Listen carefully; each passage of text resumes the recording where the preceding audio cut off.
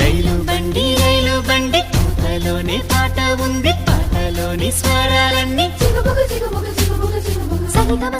సరిగమ పదని రైలు బండి నడకల్లోని నాట్యం ఉంది, నాట్యంలోని జత్తులన్నీ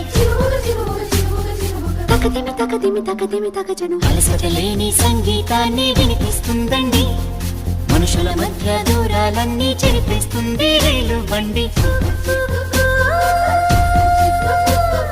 గంగోత్రి